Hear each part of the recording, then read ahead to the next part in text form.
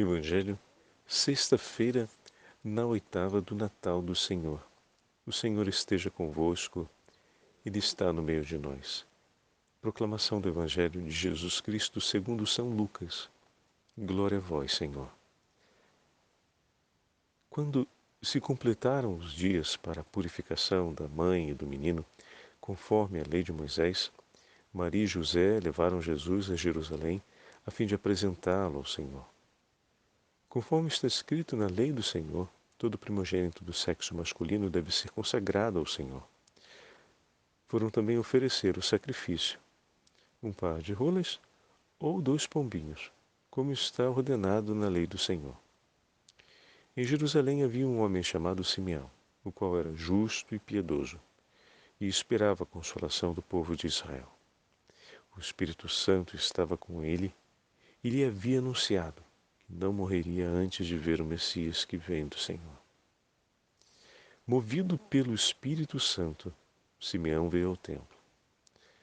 Quando os pais trouxeram o menino Jesus para cumprir o que a lei ordenava, Simeão tomou o menino nos braços e bendisse a Deus. Agora, Senhor, conforme a tua promessa, podes deixar teu servo ir em paz. Porque meus olhos viram a tua salvação, que preparastes diante de todos os povos, luz para iluminar as nações e glória do teu povo Israel. O pai e a mãe de Jesus estavam admirados com o que dizia a respeito dele. Simeão os abençoou e disse a Maria, a mãe de Jesus: Este menino vai ser causa tanto de queda como de reerguimento para muitos em Israel. Ele será um sinal de contradição. Assim serão revelados os pensamentos de muitos corações. Quanto a ti, uma espada te transpassará a alma. Palavra da salvação. Glória a vós, Senhor. Sexta-feira, na oitava do Natal do Senhor, em nome do Pai, do Filho e do Espírito Santo. Amém. Queridos irmãos e irmãs, a Santa Liturgia nos leva outra vez ao segundo capítulo do Evangelho de São Lucas. E no texto de hoje, nós vemos o cumprimento de um rito importante na tradição de Israel. Lucas escrevendo para seus interlocutores, que não são de estrita origem hebraica, se preocupa em marcar com bastante evidência que está se cumprindo aquilo que a lei do Senhor previa. E desse modo, Lucas deixa um testemunho muito evidente de que o Senhor abraça tudo aquilo que por meio da lei e dos profetas foi entregue em favor da santificação do povo de Israel. Não que nosso Senhor e a Virgem Maria precisassem cumprir aqueles ritos de expiação dos próprios pecados, até porque a Virgem Maria é imaculada. Jesus é o próprio Deus. Porém, abraçar o cumprimento desses ritos marca solenemente que o que Deus entregou em favor do seu povo é bom e digno. É um testemunho evidente de que aquilo que por meio dos profetas e da lei foi apresentado a Israel para que Israel estivesse em comunhão com o seu Senhor, o próprio Senhor o toma para si, o toma nas mãos.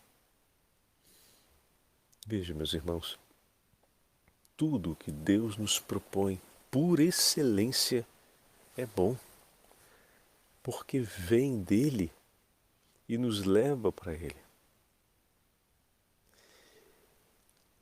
Outra coisa importante no Evangelho de hoje é que tudo se dá sob a ação do Espírito Santo. O Senhor e a Virgem Maria seguem ao templo.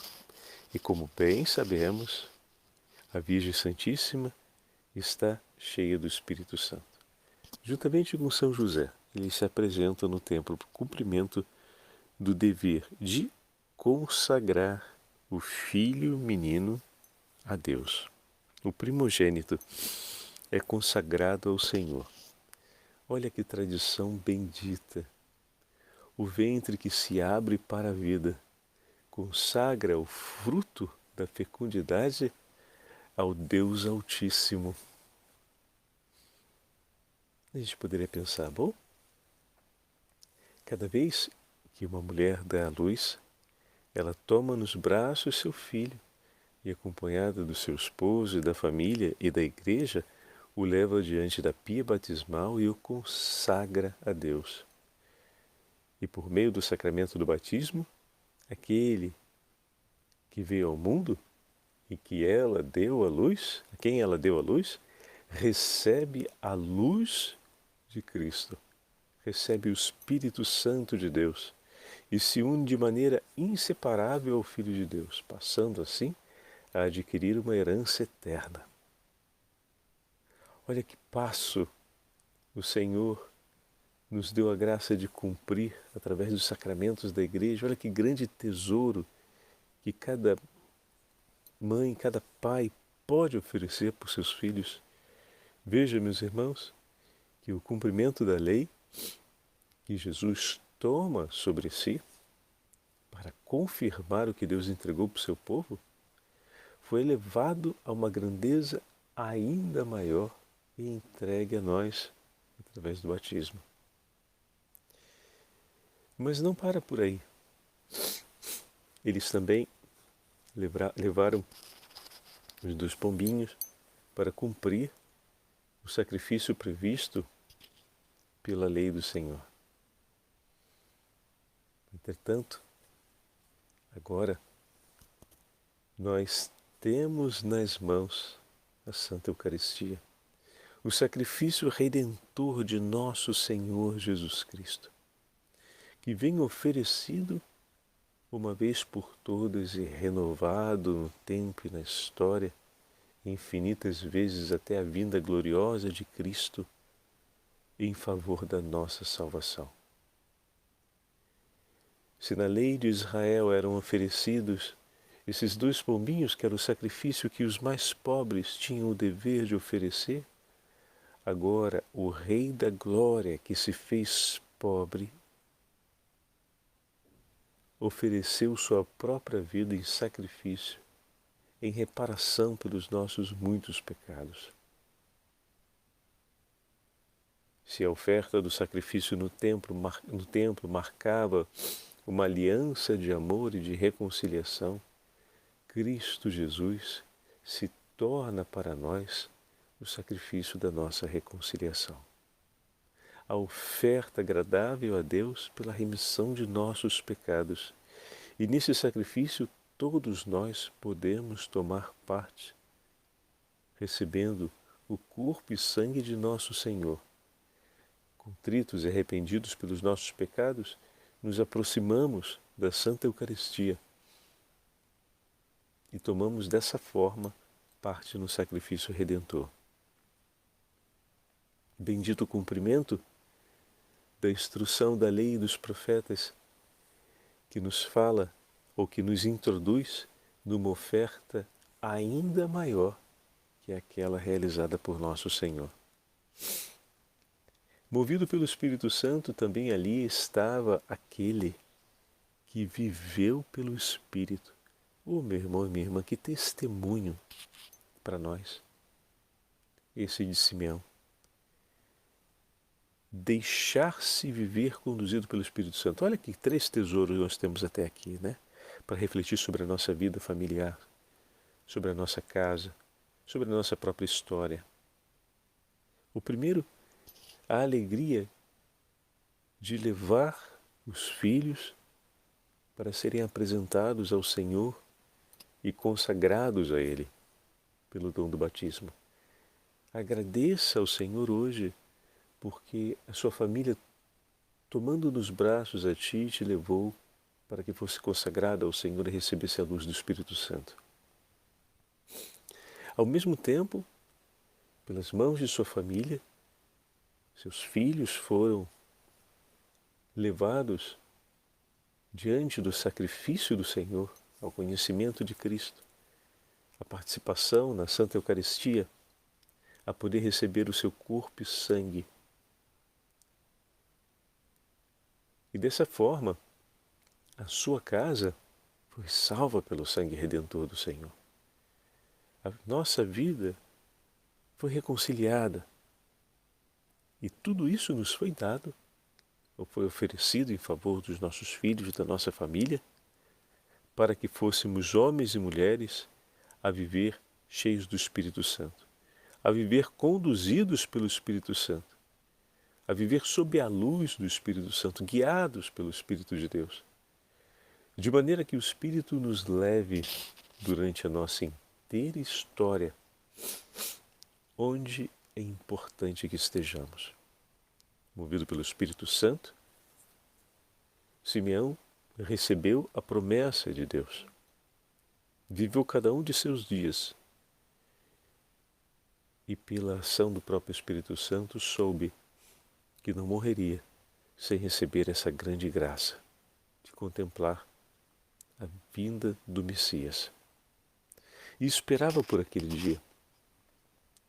Simeão, por obra do Espírito Santo, tinha uma esperança que enchia de alegria sua existência e se deixava conduzir pelo Senhor para que se cumprisse a sua palavra.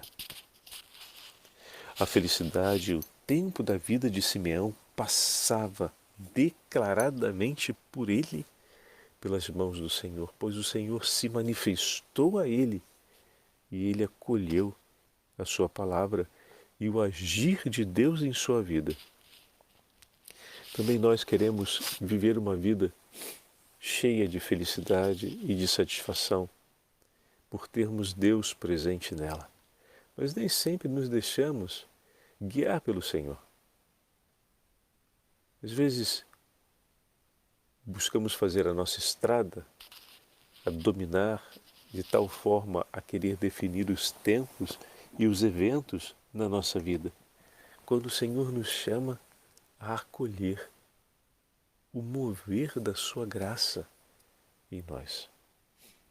Olha aqui mais um pedido para fazermos hoje, nesse período de Natal. Lembra, cada dia na oitava vem nos dar uma viva esperança para o nosso itinerário de vida. E a viva esperança de hoje está no testemunho de Simeão, que nos diz: deixa que o Senhor conduza a tua história. Deixa-te conduzir por Ele, porque Ele te levará ao cumprimento da sua vontade e à plenitude da alegria, ou seja, a ter por ti, em teus braços, o teu Salvador. Ter Jesus em seus braços. Quem não quer viver a vida e completar os seus dias tendo o Senhor em seus braços, não é mesmo? Então eis aqui, o Senhor está disposto a cumprir essa promessa, o Senhor está disposto a nos entregar a oportunidade de vivermos e de termos essa graça em nosso favor como plenitude de vida. Orígenes, um autor eclesiástico do primeiro século, escreve essas palavras falando sobre Simeão, que são muito bonitas. Ouçamos. Simeão sabia que aquele que tinha nos seus braços é o único que pode libertar-nos da prisão do corpo com a esperança na vida futura. Foi por isso que disse: agora, Senhor, segundo a vossa palavra, deixareis ir em paz o vosso servo. Porque, enquanto não tive Cristo nos braços, era como que um prisioneiro, incapaz de me libertar das minhas cadeias. Mas agora, Senhor, entregaste em meus braços a minha libertação. Isso não se aplica caríssimos irmãos, somente a Simeão, mas a todos os homens. Se alguém abandona este mundo para alcançar o reino, tome Cristo nos braços, aperte-o bem contra o peito e poderá chegar com grande alegria aonde deseja ir, ao reino dos céus. Todos aqueles que são movidos pelo Espírito de Deus são filhos de Deus, assim escreve São Paulo na carta aos Romanos. Pois bem, foi o Espírito Santo que levou, naquele dia, Simeão ao templo. Mas não apenas naquele dia. Como era um homem justo e piedoso, o Espírito Santo sempre o conduziu. E naquele dia o levou ao templo para ter Jesus consigo. E tu, se desejas ter Jesus nos braços, ouve o que te foi dito. Se desejas ter Jesus nos braços, torna-te digno de sair da tua prisão e tornar-te digno de sair de tua prisão, esforça-te por te deixar conduzir pelo Espírito Santo, para chegares ao templo de Deus, para encontrar o teu Senhor. E já te encontras no templo do Senhor Jesus, ou seja, o Espírito Santo de Deus já te trouxe até a sua igreja, que é um templo de pedras vivas, onde pode ter o Senhor em teus braços. Se vieres ao templo conduzido pelo Espírito Santo, eu lhe asseguro, encontrarás o menino Jesus, tomá-lo-ás nos teus braços e dirás então, ó meu Senhor, agora segundo a tua palavra, deixareis ir em paz esse vosso servo. Esta libertação e esta partida tem lugar na paz, caríssimos irmãos. E vos asseguro, quem morre em paz, senão aquele que tem a paz de Deus consigo, que sobrepuja todos os entendimentos e guarda os corações e os pensamentos em Cristo. Quem se retira em paz deste mundo, senão aquele que compreende que Deus veio reconciliar o mundo em Cristo e entregar de novo a vida aos que estavam prisioneiros da morte. Vai ao seu templo, deixe que o Espírito Santo de Deus te conduza, hoje, amanhã e sempre, a fim de que Cristo seja a tua paz e nele tu encontres a vida.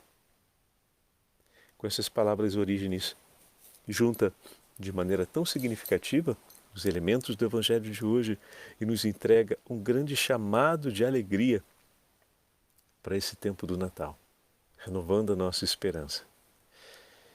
Queria aproveitar, por último, e dividir com vocês essas palavras do sermão de São Bernardo Abade a respeito da plenitude dos tempos. Mais uma vez, São Bernardo, com uma doçura e uma clareza tão grande, nos fala da beleza do mistério da encarnação. Então, agora que completamos com Orígenes a meditação do Evangelho de hoje, vale muito a pena ouvir essas palavras de São Bernardo. Escreve São Bernardo: apareceu a bondade e a humanidade de Deus, o nosso Salvador. Escreve São Paulo a Tito: demos graças a Deus, caríssimos irmãos, que nos dá tão abundante consolação neste exílio em que estamos, nessa peregrinação, nesta vida tão miserável que passamos.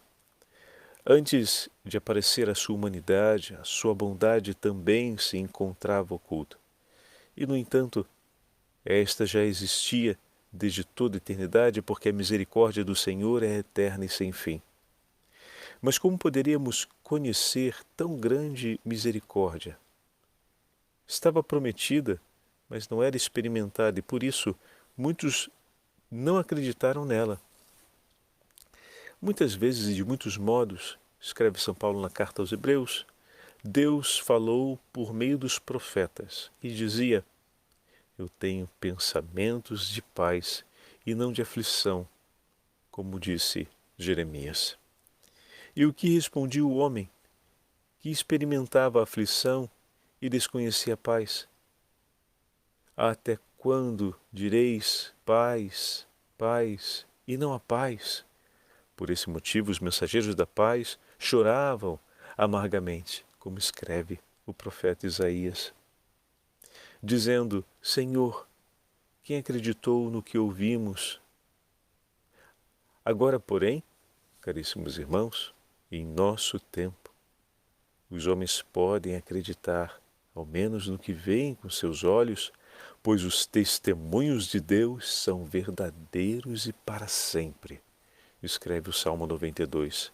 E para se tornar visível, mesmo aqueles que têm a vista enfraquecida, ele quis armar uma tenda para o sol, Salmo 18, e assim permanecer entre nós. Olha que lindo. Agora, portanto, não se trata de uma paz prometida, mas uma paz enviada. Não adiada, mas concedida. Não profetizada, mas presente. Deus Pai a enviou à terra, por assim dizer, como um saco pleno de sua misericórdia, um saco que devia romper-se na paixão para derramar o preço de nosso resgate que estava nele escondido. Um saco, sim, que, embora pequeno, estava repleto. Pois, como escreve o profeta Isaías, um menino nos foi dado, mas nele habita toda a plenitude da divindade, como escreve São Paulo aos Colossenses. Quando chegou a plenitude dos tempos, então veio também a plenitude da divindade entregue por nós. Veio na carne para se revelar aos que eram da carne, de modo que ao aparecer sua humanidade, sua bondade fosse reconhecida pelos homens. Com efeito, depois que Deus manifestou sua humanidade, sua bondade já não podia mais ficar oculta. Olha que lindo. Como poderia expressar melhor sua bondade se não assumindo a nossa carne? Foi precisamente a minha carne que ele assumiu, e não a de Adão, tal como era antes do pecado. Porém, poderia haver prova mais eloquente de sua misericórdia do que assumir a nossa miséria? Poderia haver maior prova de amor do que o Verbo de Deus se tornar como a erva do campo por nossa causa? Senhor, que é o homem para que dele assim vos lembrardes e o tratardes com tanto carinho, diz o Salmo 8º. Por isso, compreenda, caríssimo irmão, até que ponto Deus cuida de ti. Reconhece bem o que Deus pensa e sente a teu respeito e o que está disposto a fazer por amor a ti. Não perguntes, ó homem, por que sofres, mas porque ele sofreu por ti. Vendo tudo o que fez em teu favor, considera bem, caríssimo irmão, o quanto Deus te estima, e assim compreenderás a extensão de sua bondade através de sua humanidade. Quanto menor se tornou em sua humanidade, tanto maior se revelou Cristo Jesus em sua bondade. Quanto mais se humilhou por mim e por ti, tanto mais digno é agora do nosso amor. Sigamos o seu exemplo, façamos como ele. Diz o apóstolo São Paulo: apareceu a bondade e a humanidade de Deus, nosso Salvador.